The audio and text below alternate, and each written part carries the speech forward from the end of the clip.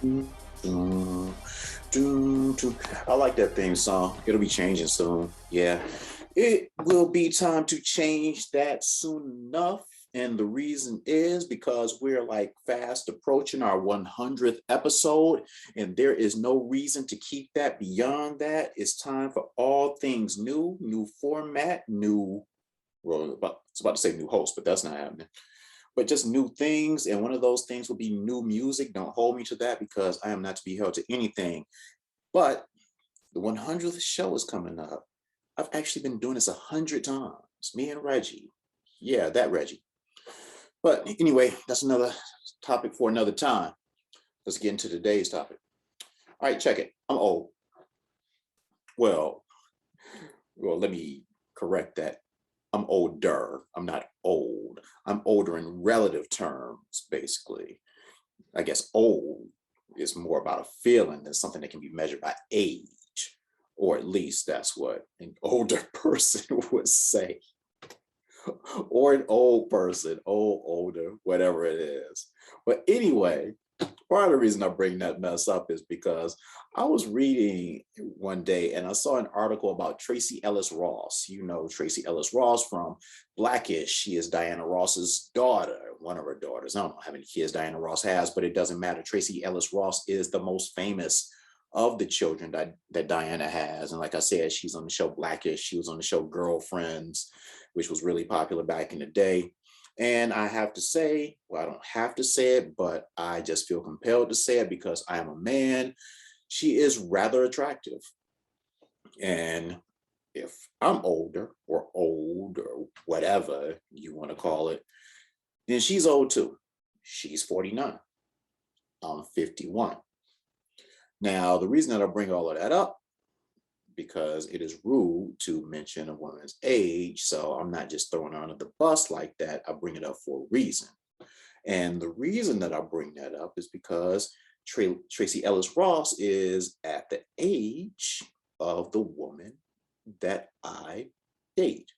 I date women now in their mid to late 40s.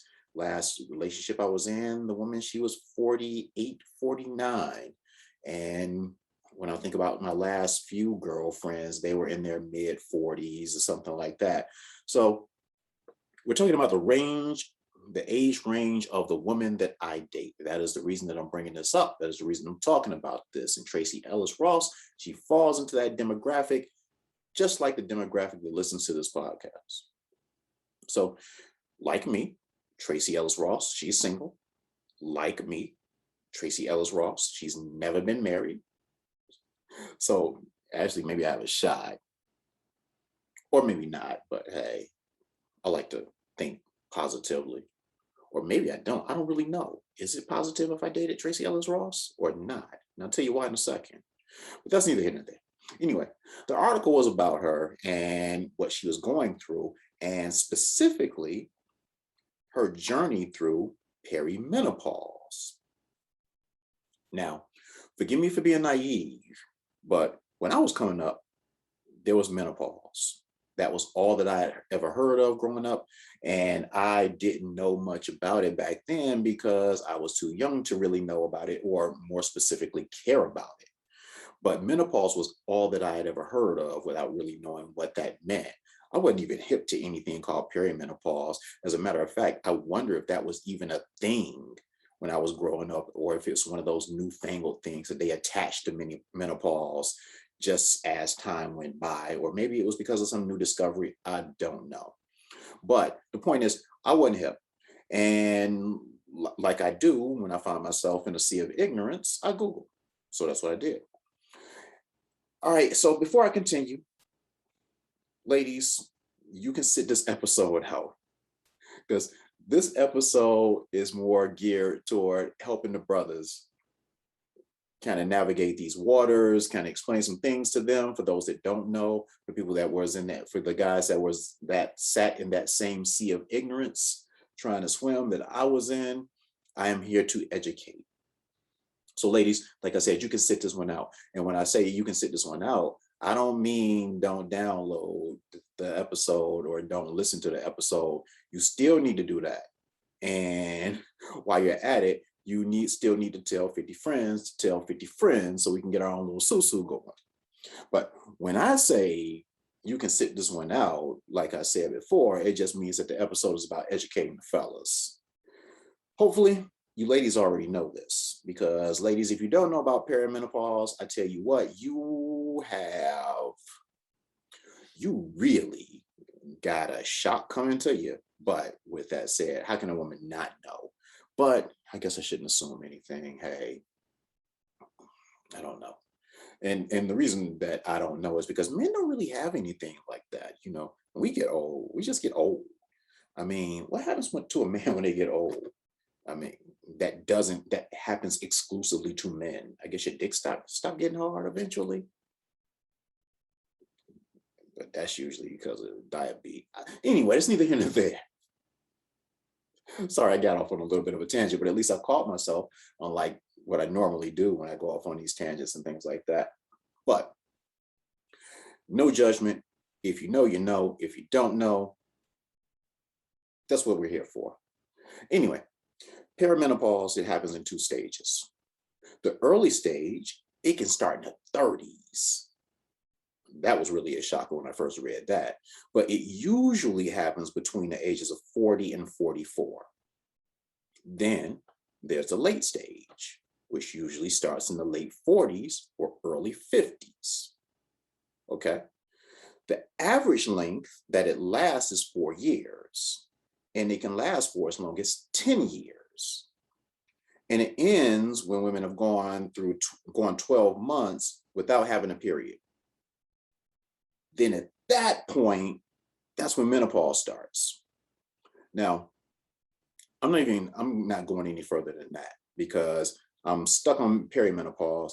I don't want to get into menopause. Maybe another episode, most likely never, but still, that's just that. So I'm not even touching that. I'm not mentally prepared for that. And I'm saying that as if it's like some kind of struggle for me. Like I'm the one having to go through it when I'm actually not going through anything. Sorry, I'm not a woman, thankfully, for several reasons. No offense, ladies, but yeah.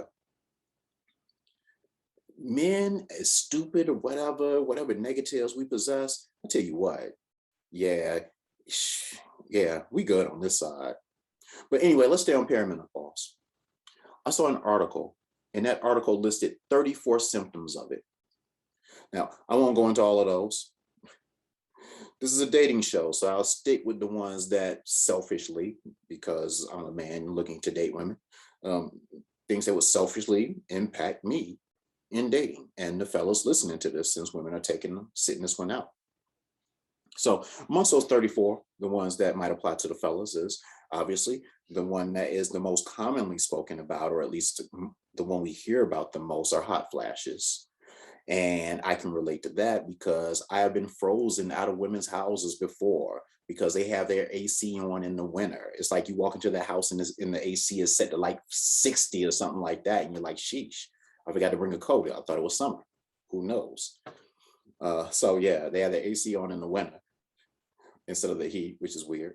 And then there are things like vaginal dryness, leading to some discomfort during sex. Obviously, you can see how that impacts you during dating. That can be a biggie, but there are products out there to help with that. So, that's not the worst thing in the world. But if it's uncomfortable to the woman, then it is the worst thing in the world. But, there are ways to like kind of get around that. Now, the next one that I saw that was interesting to me was a lower sex drive. And to that one, I'm just like, that's a bit of a head scratcher for me. And the reason that it's a head scratcher for me is because I don't know that I've found that one to be true. These women out here in these streets in their 40s and early 50s, at least, they are certified freaks that want it all the time, at least from my personal experiences. And I will say, at least that's the single women that I know and have interacted with. I can't speak to the married ones. Maybe the married ones, maybe the married men would have a different perspective. But Yeah, it doesn't seem like perimenopause or any kind of menopause is stopping the show for the single ladies out here because yeah, they're trying to get it in.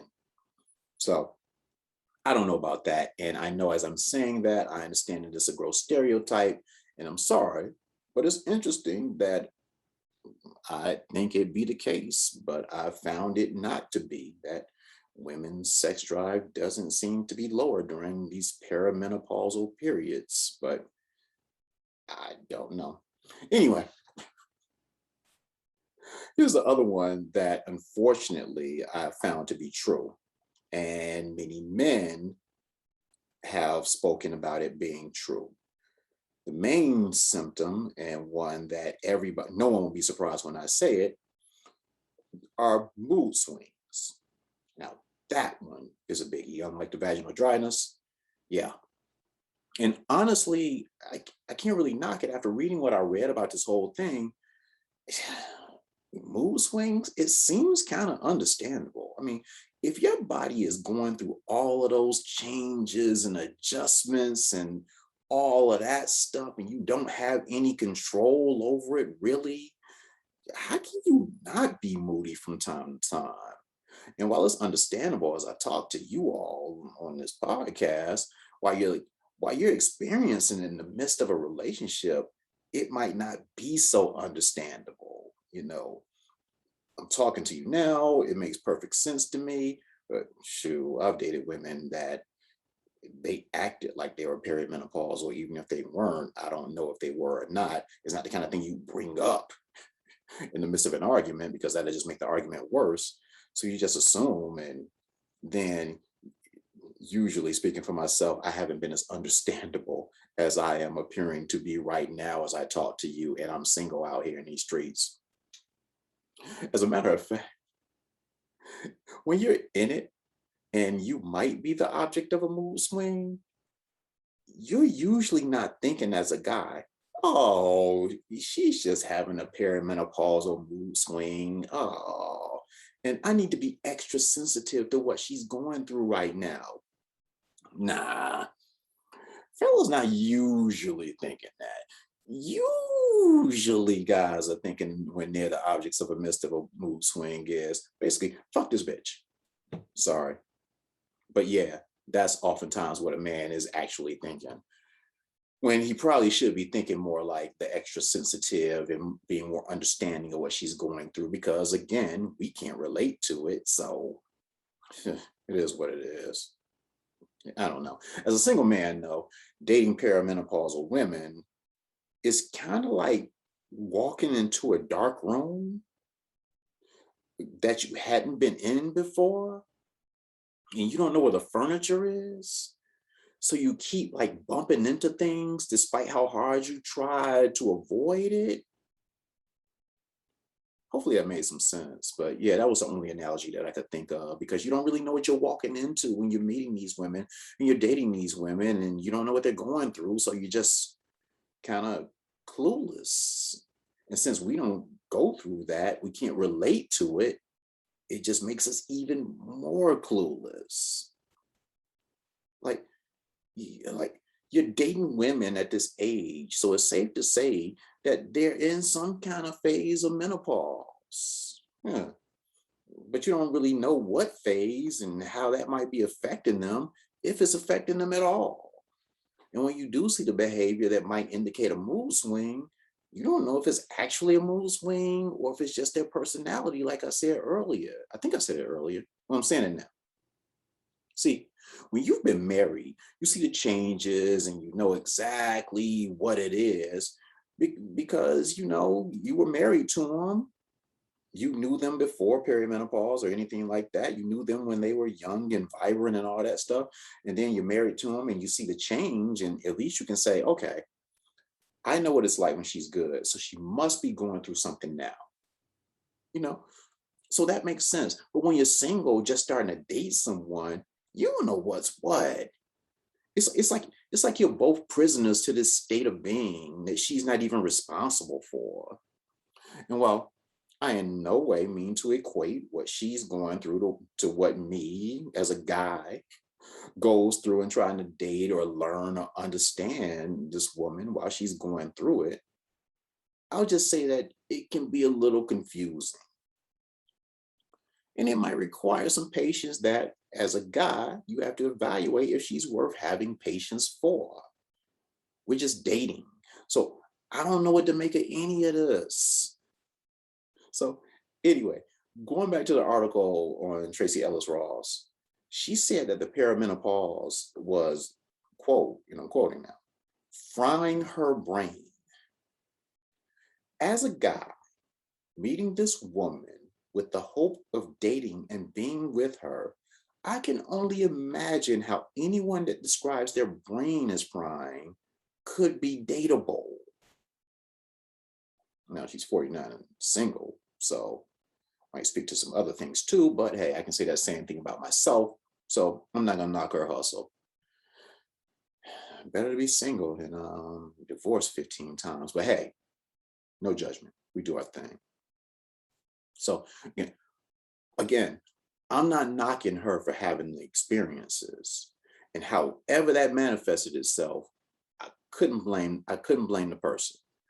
But it doesn't make me want to rush into a relationship with that person either. Again, you don't know if it's her or the menopause because you just met her. Another example is Gabrielle Union. Gabrielle Union in that same article was referenced, and she said that she thought that she was, quote, losing her mind. Imagine that one. She also said that she thought that she was suffering from dementia or Alzheimer's. How deep is that? And I'm sure those are feelings that way too many women can relate to.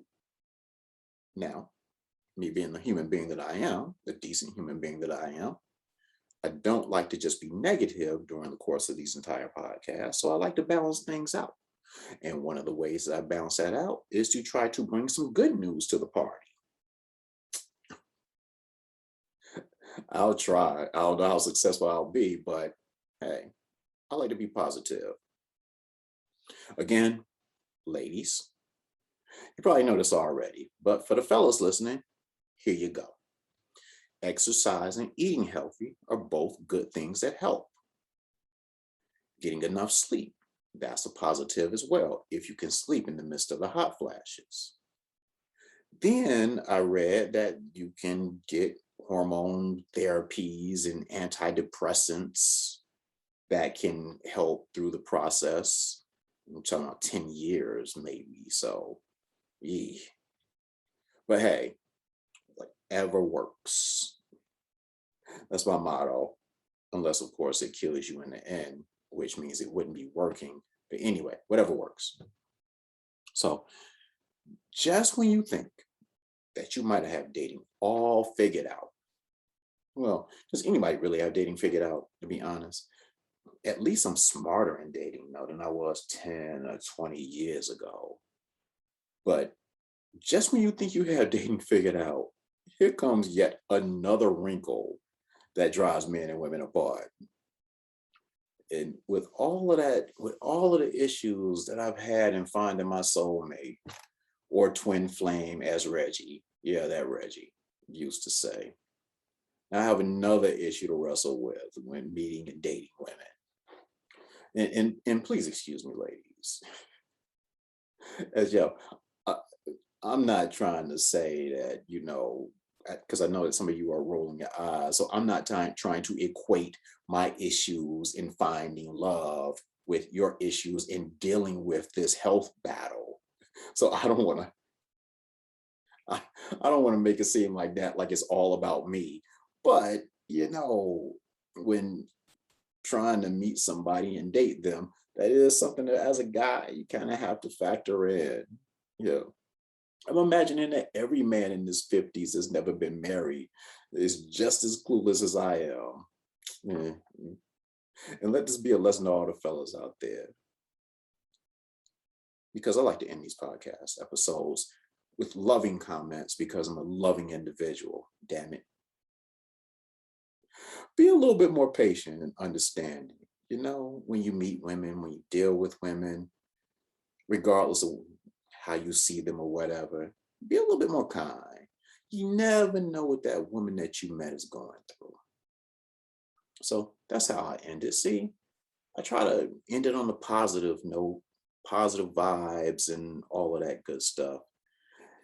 I don't know if I did, but man, that seems like a lot to go through. I'm sorry, ladies. I'm sorry that you have to go through that. Yeah, I do. Let me end by saying this because I talk a lot about men and women missing each other. The thing about it that's interesting to me is as I've crossed over half a century and I'm still dating, that's the reason for this podcast and stuff like that. I am still amazed at this age and stage of my life how I feel when I meet someone that has potential and I can see something in the two of us. And I'm imagining that a lot of other people feel that way. But it really does kind of take you back to like when you were a kid. One thing out of all of the dating stuff that gets stale over the years and decades and all of that stuff, the one thing that doesn't get old, at least for me, and I'm imagining for other people out there, is when you meet someone that you actually like, that kind of makes you excited. You can still get excited regardless of how many bad experiences you've been through and stuff like that. You can still meet someone that, when you lay your head when you lay your head on the pillow, thinking about that person makes you smile. It's amazing how with all of the stuff that gets old, talking on the phone gets old. Um, First dates get old. That stupid introductory conversation, where you from? Where you from? That gets old. Even as you get to know the person and you're going through the routines of dating and you start to get to know each other and you settle into a routine, that gets kind of old and boring. But out of everything that encompasses a relationship, the thing that never gets old is when you meet someone and you're excited about them. I just find that interesting. I just find that so interesting. Yeah. So on that note, I don't think I have anything else to say about that. Yeah. So, ladies, I wish you love. I wish you whatever I can wish you. It doesn't really matter because my wishing you whatever is not going to help you through this perimenopausal phase that you might be in. But let this again be a call to the fellas to be a little bit more understanding, a little bit more nurturing, especially you all that's married. You married guys, you all should definitely be more sensitive and more in tune and all of that stuff. At least us single people, we get to be assholes because it's like, shit, I don't understand what this mess is. Shoot, why you bringing all that mess to me? That's probably not the right way either. Anyway, I'm out of here. I think I've done enough for the day. Reggie, you got something to say? Reggie doesn't have anything to say. Reggie will have something to say, though. I feel pretty comfortable saying that. And Reggie will have something to say pretty soon. We'll see. Anyway, thank you all for stopping by. As always, I'm always happy to see you. I appreciate you as I always do. Drop me a line. I don't throw out my email address enough, but I'll do it right now. It is michael@datingwhileadulting.com. You can still send something to Reggie at reddenbush@datingwhileadulting.com and continue to tell 50 friends to tell 50 friends. Check out your boys. And I'm sorry for the sound quality issues. This is a one-shot only deal. So yeah, as long as you can hear it, hey. As long as the content is good, hey, it is what it is. So on that note, I will say goodbye to you. Goodbye. Reggie says goodbye. And until next time, we'll holla.